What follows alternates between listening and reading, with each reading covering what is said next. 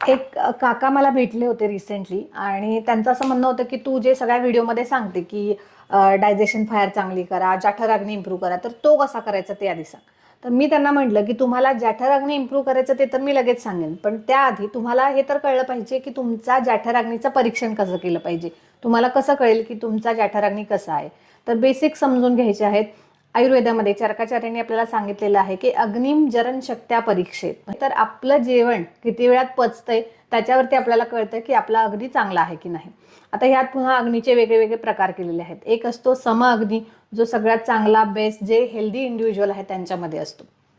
दुसरा असतो तीक्ष्ण अग्नी, ज्यांच्यामध्ये हा खूप जास्त फायर्ड असतो, असा हा तीव्र असा जठराग्नी असतो.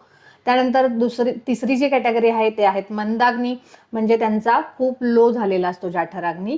आणि चौथी कॅटेगरी जी आहे ती आहे विषमाग्नी, म्हणजे हा बिनभरवशाचा अग्नी आहे, कधी जास्त असेल कधी कमी असेल. सो असा हा अग्नी असतो. मोस्टली ज्या वेळेला वात प्रकोप असतो शरीरामध्ये त्यावेळेला असा हा विषमाग्नी पाहायला मिळतो.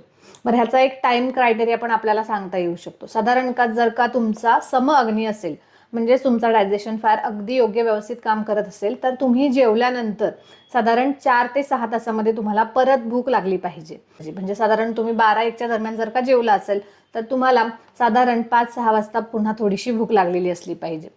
दुसरा प्रकार जो आहे तो म्हणजे तीव्र अग्नी. तर ह्या लोकांचं खूपच अवघड काम असतं. तीव्र अग्नीमध्ये ह्यांना अगदी 2-3 तासाला पुन्हा भूक लागत असते आणि त्याचबरोबर जर ह्यांना खायला नाही मिळालं त्यांच्या भुकेच्या वेळी तर हे लोक खूप चिडचिड करतात. तर असे लोक जे असतात ते तीव्र अग्नीवाले असतात. मोस्टली पित्त प्रकृतीमध्ये हा आढळून येतो. त्यानंतर मंदाग्नी, तर ह्यांचं टाइम ड्युरेशन हे 8 तासापर्यंत सांगितलेलं आहे. जर तुम्ही एकदा खाल्लेलं अन्न 7 ते 8 तासात पचायला लागत असतील किंवा त्याहीपेक्षा जास्त वेळ लागत असेल तर त्यावेळेला मंद अग्नी आहे. हा खूप प्रॉब्लेमॅटिक आहे.